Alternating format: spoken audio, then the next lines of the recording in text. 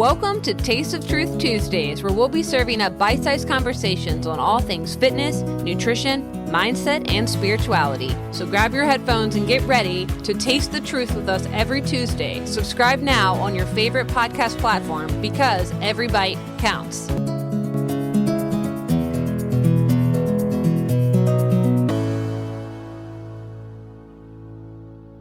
Hey, welcome back to Taste of Truth Tuesday. On today's episode, I'm thrilled to welcome the creator of Just the Inserts, an incredible resource for patients and parents seeking transparent .gov sourced information about pharmaceutical products. What started as an Instagram account in late 2020 quickly grew into a viral platform after Instagram deleted the profile in late 2021. But that didn't stop them. The site, justtheinserts.com, launched right before the shutdown, and they made a powerful comeback 8 months later. This one-person operation is challenging the status quo, empowering individuals with access to crucial data, and helping guide informed medical decisions. We will be discussing her new book, Well Considered, and I couldn't be more excited that she took the time to sit down with us today. So without any further ado, let's begin. Hey everybody, we are here with the founder of Just the Inserts, and y'all probably know how excited I am to be sitting here learning from her and how important her content has been in my journey, navigating a lot of my informed health decisions and my chronic health journey. And so will you please just take the time to introduce yourself and share the best way for listeners to get in touch with you? Hello, thank you so much for having me. I'm the founder of Just the Inserts. Just the Inserts provides training and resources to meet the needs of patients and parents looking for credible information about pharmaceutical products. All the research that I share is from .gov resources, and it's cited for you to do your own research, make your own medical decisions about products. I have a free training course called How to Read an Insert and just published my first book, Well Considered, a handbook to make informed medical decisions. You can find everything at www.justtheinserts.com. If you're on Instagram, I have 2 accounts. I have Just the Insert and the Alternatives.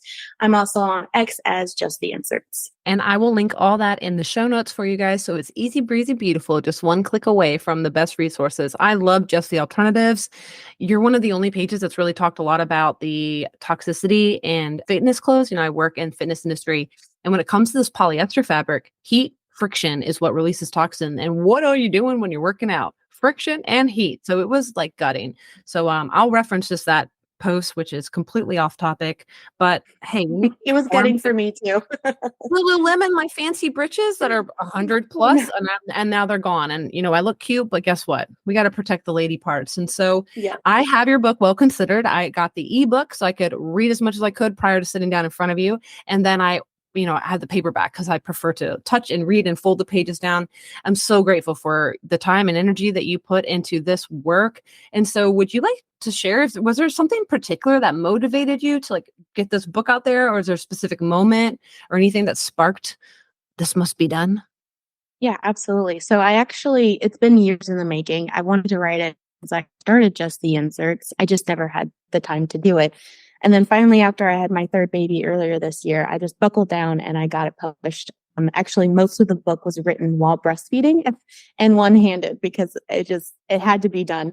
And I'm glad I did it. I told my husband this the other day. Glad I did it when she was a newborn because it was so much easier than how old she is now, because now she's just wanting to touch everything and get into everything. So it was actually perfect for me to do that. It was a slow burn for me to get to where I am for that. And I'm actually glad that I waited to publish because a lot is in the book is sourced from private messages that I've received from medical professionals. And it's really helped me shape my understanding of the medical industry as a whole from medical professionals, which I really appreciate because that must take a lot of humility for medical professionals to spend the larger part of their adult life pursuing a goal. And then when they achieve that goal and they realize that it's not exactly what they expected. So I do appreciate our medical professionals in our community that do value informed consent. And there's a lot of them. They feel alone, but they're not alone. There's plenty of them out there. They're all trying to link hands any way that they can. But I've also, despite everything we're told, the internet is not forever. And that was very evident to me. I was deleted by Instagram in 2021, right before the federal mandates came out. Thankfully, I had the website, but still my website gets attacked daily. I have to send quite a bit of money to protect the website from foreign attacks, domestic attacks. It happens all the time. I don't talk about it as much, but I don't know how long I can keep my stuff up. I try to keep my stuff up often as possible. And you mentioned that your husband was military. I was military as well. And I was talking with a military friend of mine, and during the whole kind of COVID craziness, she said that she couldn't access my website from a government computer. They had blocked it. The entire Department of Defense, they could not access justtheinserts.com, which is just bonkers to me. Absolutely bonkers. Because everything I say is from .gov resources. So all of that put together, I just knew that I needed to bring my research into print form. So if anything does happen, that at least the insights that I've gleaned over the years and the training that I've put together and the research that I've put together is still in your hands, and you can still have a tangible asset that you can reference to. So hopefully that answered your question of what inspired me. Yeah, it did. And, by the time this episode drops, we would have had our Conspiracy Chronicles episode where we're going to talk about the censorship with Hunter Biden's laptop, with also the CIA and the Watergate scandal, which is absolutely mind-blowing. I don't know how much because there's been a lot of recent data, but like Nixon was completely framed, the CIA was behind it, and the judicial system has been weaponized against us for a long time. Not just recent. Like, this was gutting to me and my husband and this is all factual stuff that, again, if y'all want to listen to that episode, y'all can go back to it. So thank you for taking the time to do this, because it is time to fill your bookshelves, my friends. Real books, bring them back. And so I think it's better for our brain, better for our eyeballs to be reading off screen anyways. And who doesn't like highlighter and a good eraser? I used to love back to school to get all the gear and all the little stuff. So but what is it?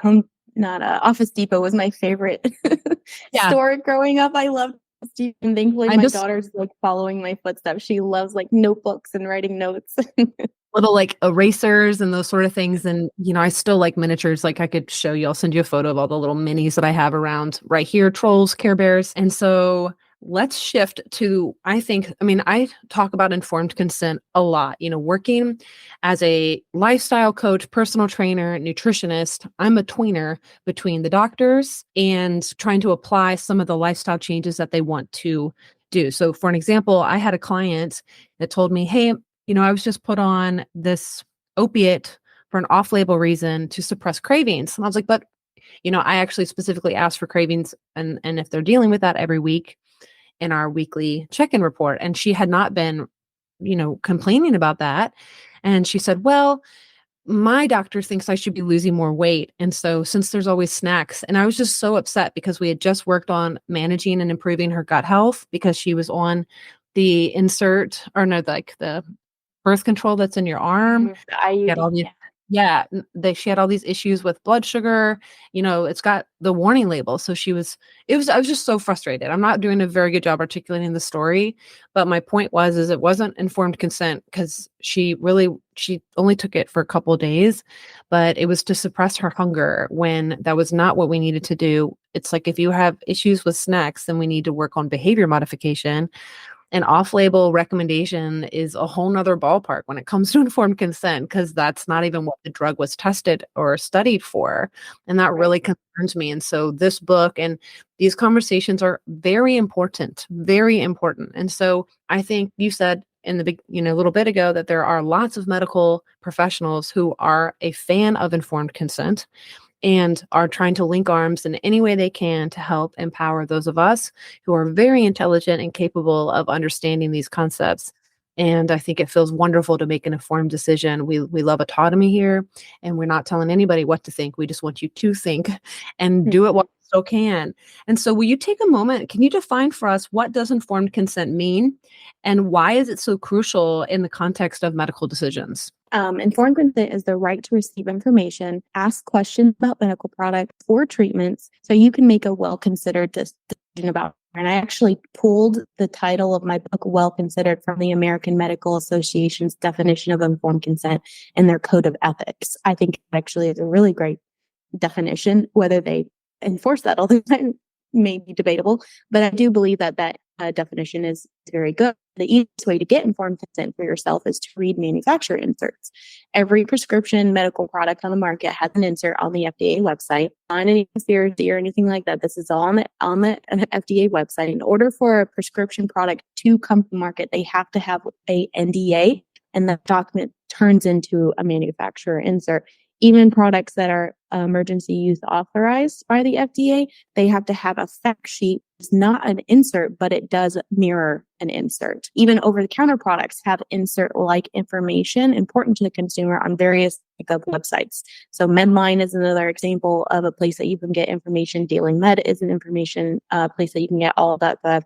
And these are the researches that I use to create the posts and pharmaceutical deep dives that I do on my feed and on my website. In order to have informed consent, there's a very critical piece here. It's the ability to have a choice between accepting, delaying, or declining a medical product. Not having a choice to delay or decline is not informed consent. That's medical coercion. And there's no place for that in the informed consent process. You should be able to have that decision to delay or decline. It's crucial because no matter what decision you make, being well informed prior to your decision will serve you in the long run. For example, if you accept a product, you need to be aware of the known manufacturer listed adverse reactions. You need to be observant of them to eliminate diagnostic confusion and expedite treatment if needed. And that's why when I do sometimes every now and again, not as much anymore, but before I would get a lot of accusations that I was anti this, anti that.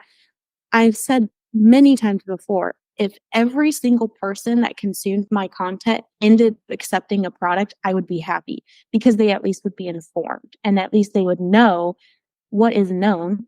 There are still unknown adverse reactions because we don't know everything, but that can happen, especially with the changing environment, the immunity environment in our culture. How food plays into it, how environmental pollution plays into it. We don't know all the adverse reactions, but at least we know what the manufacturers know, or we can't have access to that. And like I said before, the medical professionals that actually read the inserts, they message me and they say that their peers aren't reading the inserts. So another reason that informed consent is important because of medical error. It's actually much more common than what people think. The reading an insert will educate you to the known drug or food interactions, or chronic concerns, or any warnings for any special populations like pediatric or pregnant women. So these are all things that medical professionals are human. Error happens. And so you need to be aware of what the manufacturer says so that you can be the extra layer of vetting through if the product is right for your situation. And we could spend hours talking about people that have sent me private messages explaining situations of, I just had a message recently of a woman. She received an insert. She was sitting in the pharmacy. She had read some of my stuff. She hadn't taken my training course or anything, but she knew that there were inserts available. So she kind of quickly looked it up and she's sitting there researching and there's a black box warning about gastro issues with this product. And she had gastro issues. And so she's sitting in the pharmacy getting ready to accept this product. So she calls up her doctor and he's like, no, don't take it. Don't take it. Thank goodness she read it because nobody had vetted that for her. So that's just another example of why it's important to read inserts and to have informed consent. Yes, they're human. Human error exists. We know that the doctors have a big client load, and they're unable to maybe spend as much time with you as possible. And so, like you say in your book, no one cares more about your health than you. And that's actually empowering, not discouraging. There's many claims. I'm sure you get a lot of pushback. You said there's censorship happening around that. These inserts you're speaking of are primarily intended for legal purposes. Here's one of your critics. The government is very fear-mongering under the guise of informed consent and providing information because information without context is misleading. And that's exactly what it is. And so inserts really serve as legal documents. You recently shared this woman who claims to be a dietitian and a doctor. And, I went down on her page and I saw that she was recommending the Cliff Z bars. And I was like, oh, I guess you missed the lawsuit that just dropped because they're, did you see this? That they're getting in trouble. They did. Yeah, I was like, okay. Yeah, it's just painful, I don't like this, but that's nothing new to me being in the dietetics field myself. So I'd love to hear, they argue that you're spreading misinformation and unnecessary fear. And how do you respond to these concerns? So the biggest thing that I see is someone saying, oh, well, that's just legal document, which to me, that wouldn't be a reason to discredit it. If it's a legal document, there's a reason why it's there. If they're paying for a lawyer to have this information, lawyers are expensive. It's important information to protect them. So I even like full stop there, it's still important. You still need to have access to it. And I'm reminded, I don't know if you know the show Friends, but there's a deleted scene. I don't know if you've seen this or not, but there's a deleted scene of Phoebe. Doing? Oh, I have a headache. Horrible headache. Oh, I'm sorry. Can I get you some? Oh my God, you've got to stop chattering. Here, go take a couple of these. What is this? It's Hexadrin. Oh, no, I don't believe in Western medicine. No. If you just apply pressure to these points right here, then your hand starts to hurt and you still have a headache, so thanks. Okay, while we're waiting for these pills to kick in, I'm going to sit you down on the couch. Come on. It's nice soft pillows under your head. You're going to turn the TV on. You can watch whatever you want. And sit down. I'm going to make you some tea. And then I'm going to rub your feet. Oh. Oh, my head! Oh! Headache is completely gone. What are those pills called? Hexadrin. Oh, I love you, Hexadrin. Oh, look, it comes with a story. Maybe they're like the side effects and stuff. Say what? I know the possible side effects. Oh my God. Dizziness, nervousness, drowsiness, facial swelling, nausea, headache. Vomiting, stomach bleeding, liver damage. Now, okay, I don't recall any of this coming up when you gave me these little death capsules. Oh, I'm sorry. Extra strength death capsules. You need to relax. None of that stuff ever happens. They just put it on there for legal reasons. Why? In case it happens. I had to include that for you guys. Okay, back to the interview.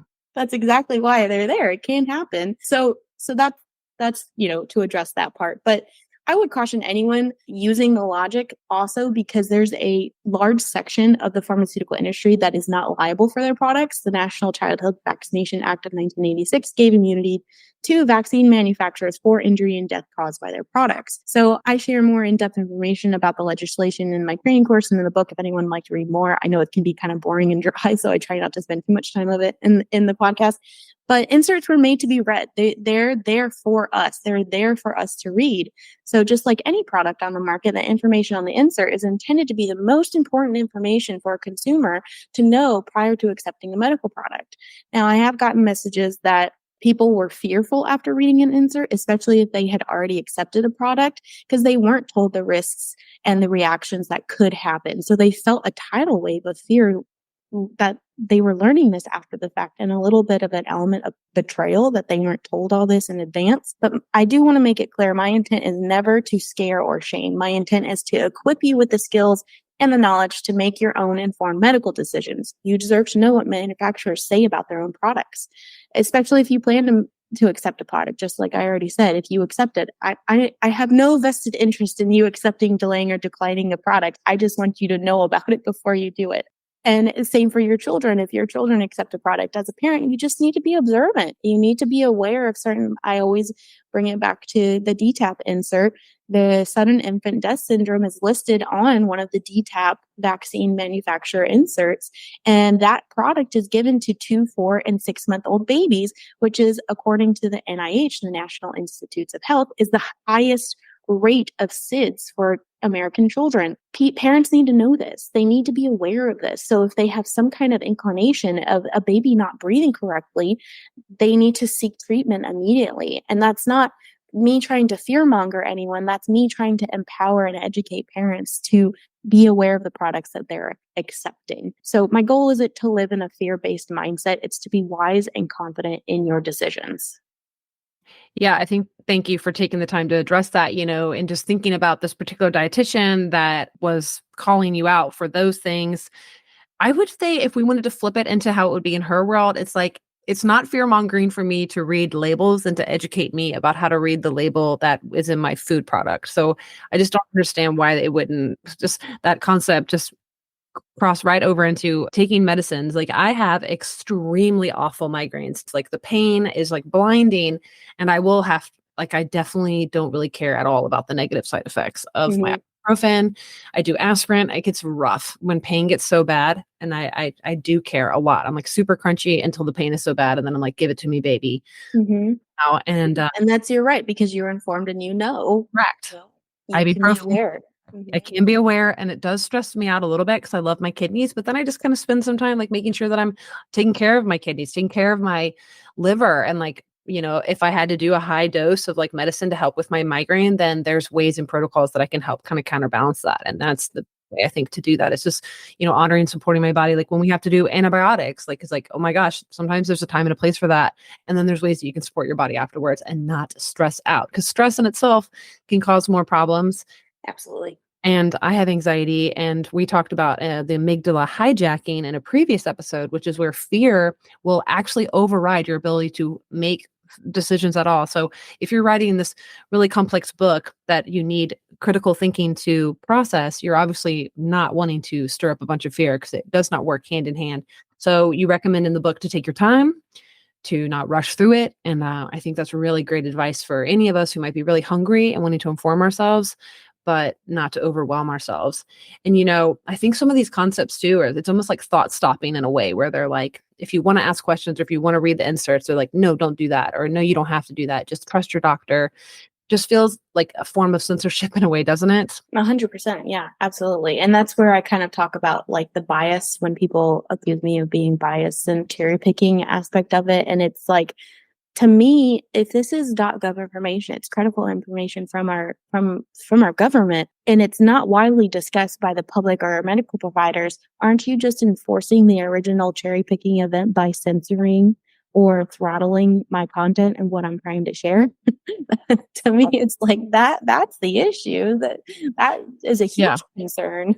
Yeah, I mean, it hinders scientific progress and public health, and we've seen this through and through. I mean, I don't know when it wasn't a time like with the, Fletcher report in the early 1900s and Rockefeller kind of standardizing in the medical industry. I mean, we've seen, or yeah, it just seems like there's all or nothing and kind of stamping out any sort of critical thinking in lots of different fields, whether it's politics, whether it's nutrition, and so I'm hoping that we are entering a new era in time where we are embracing the gray area and trying to have nuanced conversations where and seeking sovereignty and trying to really just have autonomy being the name of the game.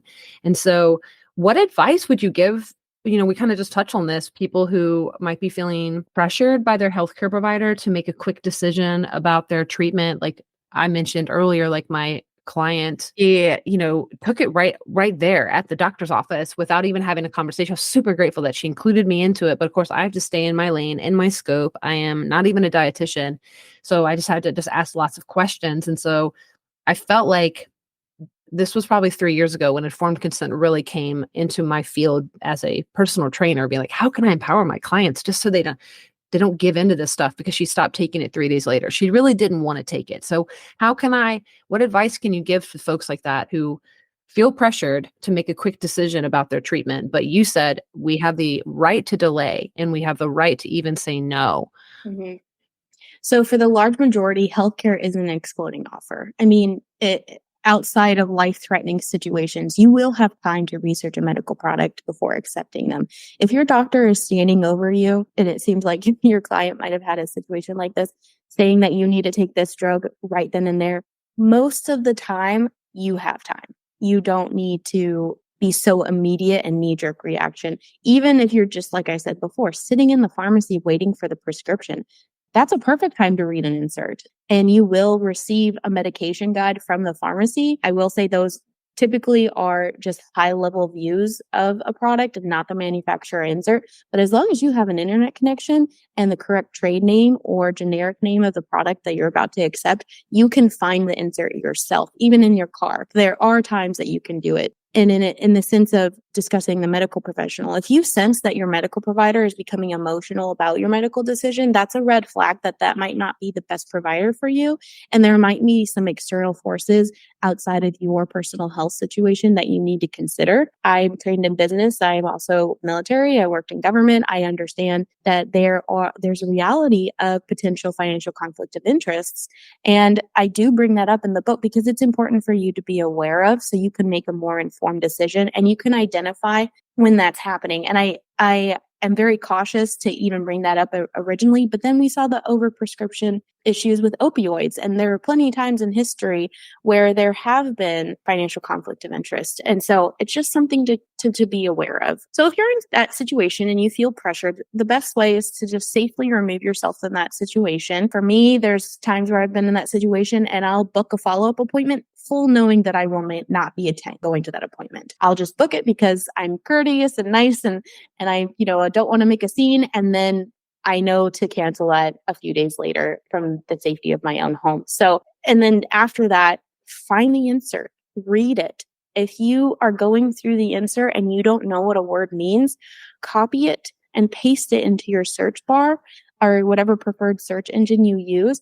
Learn about what that reaction is, learn about what the biological events that occur when you take that medication. I think so many people don't understand how medicine works. I know I didn't when I first started researching. So when I was seeing some of these inserts and some of these crazy adverse reactions, I was thinking, how in the world can this adverse reaction happen from a drug that's supposed to do this? Well, it's because they shut off pain receptors or they mess with your hormones or, some of the thing is happening in your body. So learn how it works. Learn how your body works. I was going to say this is a great way to be aware of when you have a diagnosis. Have a little journal that you could reference of your issues, like write down what exactly you're dealing with, because sometimes when we're diagnosed something, I know it can happen, a misdiagnosis, and it might not be exactly what you need. And so you can vet when you look on an insert, okay, does this match what I actually need help with? Just like you were saying with your client. And also too, doctors are not legally required to tell if a product is being used off label. So if you get a prescription, there's a good chance, I think it was like 20%. I did a reel recently and I believe, please don't quote me, double check it, but I believe it was about 20% of prescriptions in the United States are done off label. And so there is a good chance that what you're getting may not be vetted properly by the FDA to help in the diagnosis that you have. So all of this is all something, if you feel that pressure and you want to try to you're being like the exploding offer, like that marketing offer is like, call now or you never get another chance. No, that's not true. Unless you're like in the ER and you're about to die. Those are outside circumstances but for the large majority of us, we have time and we are able to maybe even get a second opinion, maybe go to a different provider. I know that there are limitations based on your insurance, but most insurance will let you get a second opinion. You just have to work with them a little bit. So that's my advice if anyone is in that situation. Thank you. That was really well articulated. Great advice. My husband right now is going through the retirement process. He dropped his packet, the 18-year mark, and he is, on lots of meds through PTSD and all sorts of other stuff. And one of them, just reading through some of the information. It's like in the trials, the placebo seemed to work just the same, or this medicine that has all these crazy side effects for nightmares in particular literally doesn't seem to actually work or reduce the frequency of headaches. So it's just no informed consent coming from the doctor. He's just like talking about what he's dealing with. And they're like, here, slap this prescription on, no real conversations at all. And I'm just really grateful for your work because, thank you for valuing it. Yeah, my husband is waking up to it as well. And I think if you've been in the military, there's been a lot of things that you weren't really informed on or really had a choice of the matter, and you just had to do it. And so he's kind of realizing the cult-like environment that it kind of can be. And now thinking for himself is kind of a weird feeling, I think, after 18 years. And so yeah, it's a lot. And so, something I wanted to share, a little like personal story. We are going to shift and talk a little bit more about vaccines. But when it comes to like reading the inserts and like, being empowered that you can do this yourself. So in college, I was prescribed Adderall, and it was probably the only way that I got my degree in biochemistry. It was very complex, memorizing the Krebs cycle and all this stuff. I noticed when particular times in my study sessions, my Adderall feel like it wouldn't work as well. And my go-to snacks, please no judgments, y'all. Luna Bar and Mountain Dew. And it was like I don't know what flavor Luna Bar, but lemon was my favorite. So that was it. That was the yellow one. Exactly. That was it. And and so I read the insert, and consuming vitamin C can impact the absorption and the efficacy of Adderall. Vitamin C is acidic, and this acidity actually impacts the ability for Adderall, which is amphetamine salts, to be absorbed. When you consume vitamin C, that's going to impact the acidity of your stomach and your urine, which will reduce the absorption and potentially decrease how effective Adderall is. Some suggest that it's best to avoid vitamin C and other acidic substances like orange juice about an hour before and after taking Adderall to avoid the interference with the drug's absorption. And so I realized that depending on the snacks that I was eating while I was consuming my medicine before I was going to the library to go crush a study session could make or break the duration of this type of I don't remember the type of generic or whatever it was, but I remember feeling, A, I'm studying biochemistry. B, I just read the insert and figured something out. So I could improve my snack choices. So I was just like, woo! So that is an informed consent situation right there, guys, that I was spreading the word all throughout the library, being like, vitamin C is in a ton of foods. Like that is in a ton of things, whether it's fortified or just naturally occurring, as I'm sure you know. And very important information to know. Like I'm on thyroid medicine, T4. And so there's a lot of things you can't have within 30 to 45 minutes of taking that medicine, or it will impede, including calcium. And my doctor didn't actually know that because my mom's on it. And I mentioned, well, shouldn't I avoid calcium? And he called me back. I was like, you're actually right. And I'm like, yes, I know. I know. So yes, guys, it's really important to understand this stuff for your own sake. And you might end up teaching your doctor something, which kind of gives you a little pep in the step. I love that. Yeah, me too. So let's shift gears to the most controversial topic of the day. Here comes put on your tinfoil hats, guys. But okay, how to address the balance between individual choice and public health in your book? Because when we talk about vaccines, we went talk about the COVID experience. I did not get the mandated, what, and I was bullied. I was dehumanized, as you know, and it was a very difficult experience to go through, all of us. And so people said, I didn't care about public health, even though I'd already gotten the 2020 strain. I was dealing with long haulers. I still deal with long haulers. And I have yet to ever get COVID again, by the way. So I don't think I needed the what. So how do you balance this, whether it's in discourse with others or in the book, particularly this balance between public health and personal decisions? So I'll hit two things here. The first is let's talk about herd immunity, because that's basically what most people base the public health conversation on. To me, herd immunity and the logic behind it is very flawed, and I'll explain why. On most vaccine inserts, a section called Limitations of Effectiveness states that not everyone vaccinated will be protected. And that's all it says. It doesn't give any data behind how many people are not protected, what the percentage of protection is. There might be some follow-on studies giving percentages, but again, a lot of those can be very small. They can be funded by people that might have conflict of interest. So just going by the insert, because that's all I can really go by, that's what the manufacturer says, is not everyone who receives a vaccine will be protected. So this means not everyone in the herd will be protecting the herd if they get a shot. So that's one aspect of herd immunity. The second is it doesn't take shedding into consideration. Shedding, according to the CDC, is when parts of the vaccine shed from recently vaccinated people to surrounding non-vaccinated people. The example that I put in the book is where children and child were monitored for shedding a flu vaccine virus. So this is from the CDC saying that there was a vaccine virus from the live flu mist. It's the flu mist. If they were monitoring if these children were shedding onto their classmates. Over 80% of the children were shedding, causing some kind of illness for the other children. Now, it did say in the study that it didn't cause serious illness, but it did cause illness. That is not protecting the herd. So I go in depth about all kinds of different kinds of shedding. There's a lot of discussion between live vaccines. If it's not a live vaccine, it can't shed. However, according to the CDC definition, it's if any part of the vaccine sheds. And also, too, there are breakthrough infections, which I talk about in the book, especially the example that I gave was COVID.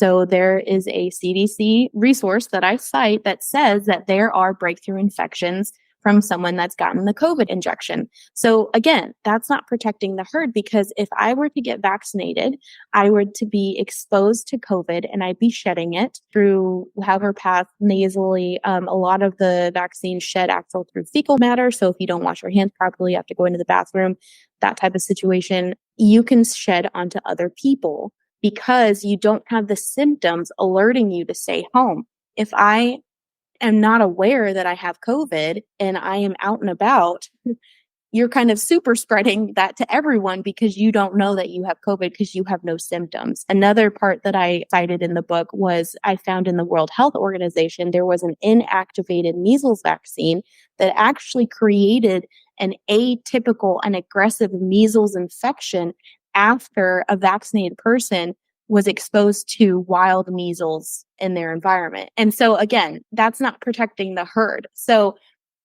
I really think that most people that use this argument aren't really aware of vaccines and the industry as a whole and how it all plays in together. Because if they did, they probably wouldn't make that argument.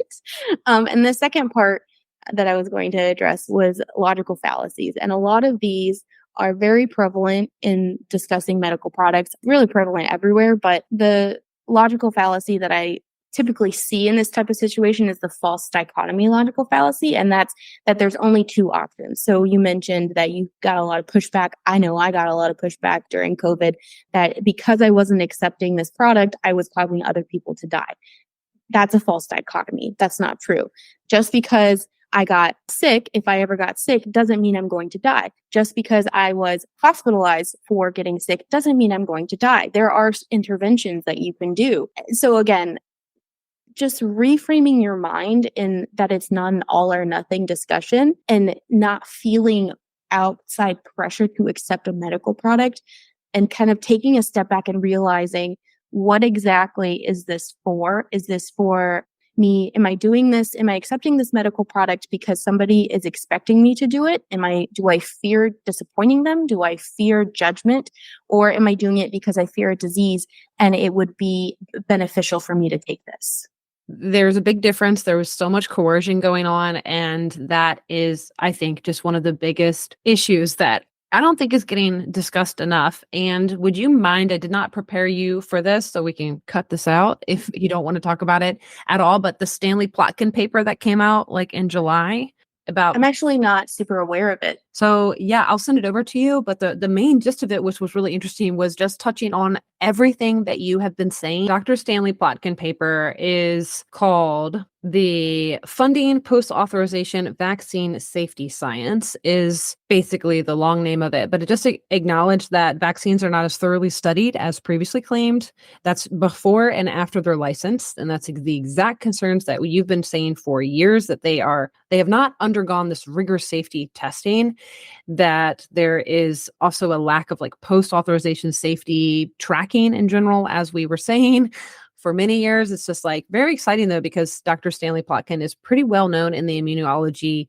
field. I think there was a lot of weaponization of virtue signaling around the time of the pandemic, which I think was what you were just saying, where, are you making this decision because you want to, and this is what is best for you and your family, or are you being pressured, coerced, and forced into this? And so, I'll link this paper in the show notes, because they're, the main gist is that the slow speed of science is contributing to the public concern, and there's a lot of actual concerns here to be addressed. And so I'm really excited that these are coming to the surface. And so we are closing down the interview. I'm just insanely grateful for your time. With this last thing, I feel like you've already shared so many awesome practical tips, but are there 3 tips that you could share with the listeners if they want to start making more informed medical decisions today? I mean, obviously, how about you, and would you share a little bit more about your course? Because I'll link that in the show notes, and maybe that's one of your tips. That is one of my tips. Yes, yeah. I love this question. I think it's a great question, and I do try to tackle this in the book and the training course. So if this podcast interview has wet your whistle, or whet your initial desire to research, there are more resources available to you. So the first, right out of the gate, take time just to learn about your body. You don't have to take a college level biology course. YouTube has some great videos, even for medical organizations, to explain very simple things. How does the circulatory system work? How do hormones work?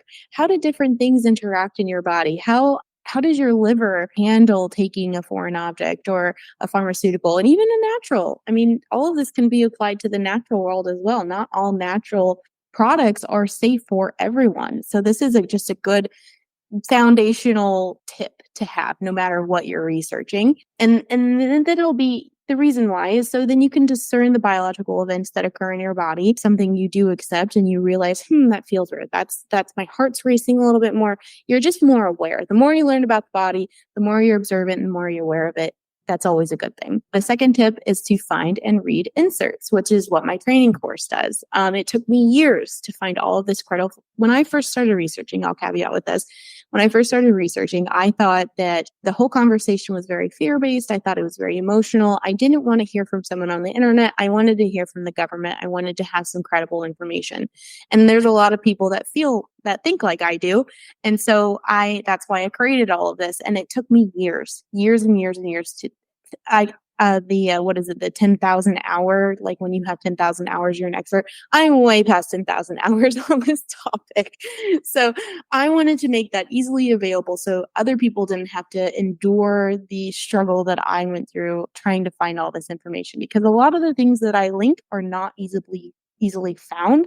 Some of the studies, some of the information that I found took me hours to find. So I just tried to make it easier for you. I don't want to replace your research, but I do want to make it easier and more streamlined for you. So the second tip would be to learn how to find and read inserts, which you can do on my website. And then the third is to have open and respectful conversations. I detest groupthink. I love how diverse our community is. And I'm constantly learning from the people in all walks of life and appreciate that we can share our experiences without being emotionally charged. And so that's my third tip, is just to go into it realizing we all want what is best for ourselves, our families, and our communities. So as long as we come into it with that mindset, then it'll be a much more productive conversation overall. I really appreciate that so much. It seems like with this polarization comes, that group think. And what we were saying before we pushed record, I was sharing a little bit more about who I am and where I've come from. And, spending 11 years in Portland and being very progressive, then getting radicalized in the crunchy hippie to alt-right pipeline, and then waking up out of that. I was like, maybe I'm here on this planet right now to be in the middle, because I have like 1 foot over here and 1 foot over here. And my message to the evangelical community is like, guys, if we just spent time with these conservatives, with these Christians, why can you then just understand the complexity of the humans and the communities and know that we all do crave the very same things: safety, love, nurturing, respect. And that breaks my heart that it can be so easily lost, especially like so many folks that I'm meeting in this deconstruction space spent their whole lives with conservatives, with these folks. And now they're calling them conspiracy theorists and just all these name calling, all this stone throwing back and forth, especially when it comes to Robert Kennedy, RFK Jr. and some of the amazing messages that he's advocating for. As someone, and I know you get this, we've been wanting this spoken about, this corporate interest, there's lack of protection when it comes to consumer across the board. And that's not what these regulatory agencies were established for. And there's like, the consumer is not protected right now in a lot of situations. And I just refuse to lose hope. Right. And hope is so important. And what you spoke of about making sure that we're having really heartfelt conversations, and noticing like, hey, is my heart racing? As you said about noticing sensations when you're taking new medicines. It's also just the concept called introspection, which is being aware of your body sensations. That's a mindfulness, because that's also how we know if we're getting our amygdala hijacked, which is what happens when we get into groupthink, when we get angry, when we get into this narcissistic kind of rage. And narcissism is very overly used, and we can all fall onto that spectrum sometimes, and it's not all bad. But this drive for self-perseverance, or this drive to protect your group identity, is very strong in some of these communities. And I have it within myself. We all can find it. And so I just want us to extend self-compassion for ourselves when we find ourselves noticing if we're getting into that sort of mindset, then we're not really going to be able to help ourselves, likely going to hurt others. And noticing to take a step back. And that's really difficult for all of us. And I know as a content creator, we have to do this. We have to take our own advice as well. It can be very intense, getting bullied, getting harassed, and feeling like you're misunderstood. Your arguments aren't like, they're not taking the time to really understand your content, but ready to slam dunk it. And that can be really difficult. So I just really appreciate your time and your compassion and your kindness. And the book, Emotional Intelligence 2.0 by Daniel Goleman, speaks a lot about this desire we want to see when it comes to improved character amongst society, a lot of that will come from emotional maturity and emotional intelligence, which is a skill that can be learned, which is really exciting. Mm-hmm. So these are tools that we can continue to learn and grow as a community, and you are definitely helping with that. So thank you guys so much for listening. Check out the show notes and her page and resources for more. And thank you again so much for your time today. Is there anything else you'd like to say before we end the recording? I just want to say that was a beautiful, just very beautifully said. Informed consent is for everyone, no matter where you are on the political spectrum, no matter where you come from, educational level. That is why I love communicating with people on Instagram, even when it's heated, because it's for everyone. Informed consent is for the medical professional. It's for you. It unites us. And it's honestly probably one of the main things that I see in society now that has united so many of us, because it's a human right and it's something worth fighting for. So thank you for speaking up about it, and thank you for sharing that with your listeners, and thank you for having me. It's been a joy. It's been a joy to be here. Yeah, thank you so much. That's all I have for you today, folks. Thanks again for listening. And we've only got a couple episodes left for season 2. Can you believe it? We've got the interview with Catherine Spearing from Tears of Eden, the spiritual and religious abuse trauma support. I can't wait to dive into that episode. And then an interview with my functional integrative dietitian and dear friend Nicole. And then our witch hunt finale episode for Halloween. So thanks again for listening. And until then, maintain your curiosity, embrace skepticism, and keep tuning in. Have a great week.